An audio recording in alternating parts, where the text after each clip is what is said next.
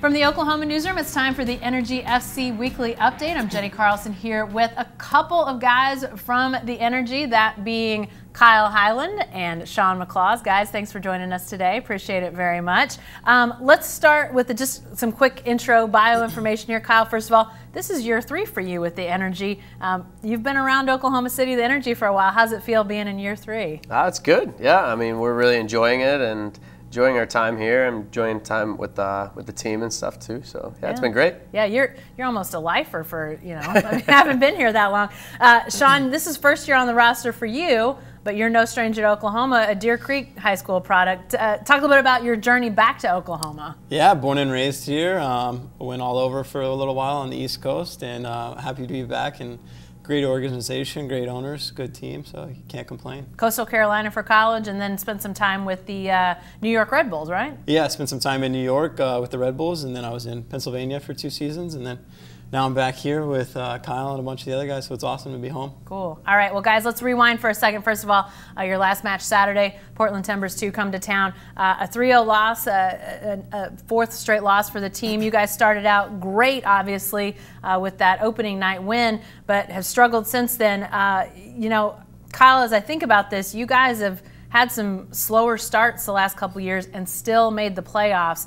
Is that some comfort to this team that you guys have been through some slow starts and still been okay at the end of the year? Yeah, I mean, it's never fun to start off slow and stuff, but having done it last year does give us a little bit of calmness in it. You know, but going forward, I mean, we obviously need to fix some things. We obviously need to figure some things out, but it does give us a little bit of a wake-up call now. But I mean, at the same time, staying positive, being able to, you know, get through things together, it'll push us through, and we'll be just fine. Shawn, when you start to look at these games that have not been wins for you guys, have you started to see some trends? Do you feel like you guys have a sense of what needs to change moving forward? I think it's just down to the players. I mean, we're trying to work on our identity, figure out what kind of team we want to be still.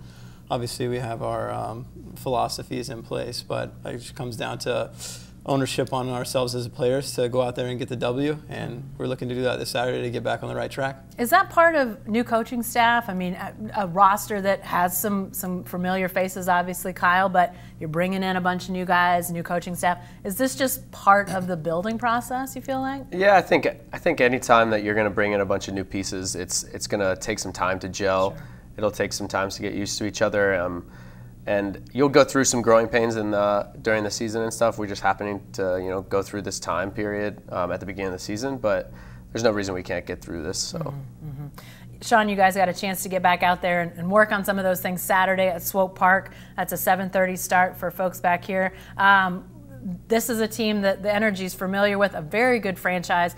What do you guys see when you look at them, and what do you hope to do when it comes down to Saturday night in Kansas City? Yeah, from the outside looking in, they're a very possession-oriented team. They have a lot of good young players. They like to play, good footballing side. So, I mean, we're going to have a tough task ahead of us, but we're going to do whatever we can to get up there, get 3 points, and come home with a happy bus ride. So, I mean, we're looking forward to that. Kyle, you guys, I mentioned Western Conference Finals, Swope Park was. You guys were there too last year, obviously. That was an amazing match. A lot of people remember that. Even people that maybe aren't Energy fans remember that because it was scoreless through 120 minutes. You guys go to PKs, and it's 11 PKs in that game. You were there, obviously. What do you remember of that game last time you guys played Swope Park? Yeah, I mean, gosh, obviously the PK shootout you remember immediately. It was a tough game. You could tell that both teams got very tired towards the end because of how much everybody put in through playoffs and everything. But yeah, I mean, it's definitely gonna be tough going back there after you know going through that in the postseason last year. But we'll have a little bit of a bite to our game for sure to get back at them for it. So yeah, does 11 PKs resonate, Shawn? I mean, you're not here when that happened last year, but around the soccer community, I know when we heard about that, we were like, 11 rounds of PKs. That just has to resonate. Everywhere, right? You don't hear about that too often, so it's pretty crazy that something like that happens, and it's just a cool soccer story, especially to see from the outside watching the game. 11 PKs, you always want to watch that as a fan. I don't know if you want to be involved. You don't want to be as a player, but as a fan, it's very exciting to see. So leave it to Kyle and the guys handled that last year. Guys, one other thing about Swope Park, their goalkeeper was with the U23 Energy team last year, Eric Dick, drafted in the first round of the MLS Super Draft by Sporting KC, now with Swope Park.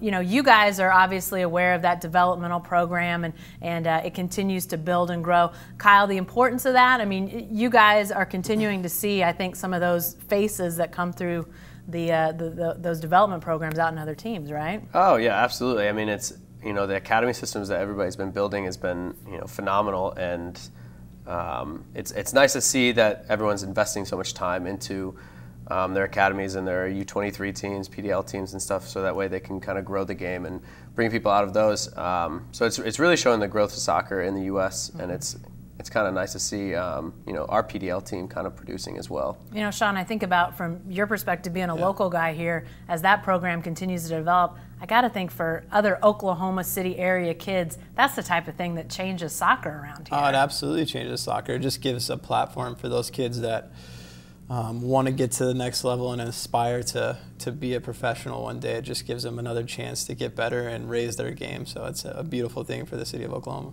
Lastly, we want to spend some time today talking about the Sidekicks program. I had a chance to write a little bit about this last week and see you guys in action with your Sidekicks, special needs students from the local area who you guys get paired up with. You get a chance to see them several times. I know they were officially at the game on Saturday, but Shawn, you were even saying that they're really there all the time, right? Yeah, I mean, they're there all the time. Will's there all the time. He's social butterfly. He's always saying hi to everybody he meets, and I've met some of the other ones like Sadie. They invited me and Alex Dixon already out to her birthday party. Nice. Happy birthday, Sadie. So I mean, we're excited about that. Hopefully we can get some of the guys to go. Yeah. But it's awesome to be around them, especially in tough times or good times, to see their happy face. They're always smiling, so it just brings life back to perspective. You guys do a kickoff event with them, and then they come to 4 games officially and a few more social events, another one coming up at the Clydesdale Barn here in a few weeks. But Kyle, you've been involved with this program for a couple years as a member of the Energy. What's this like? I mean, you've been probably around other community outreach involvement type of events, but what's this one like from your perspective to be involved with? Honestly, it's really next to none. There's not from where I've been, there hasn't been very many programs that are anything similar to this. And I mean,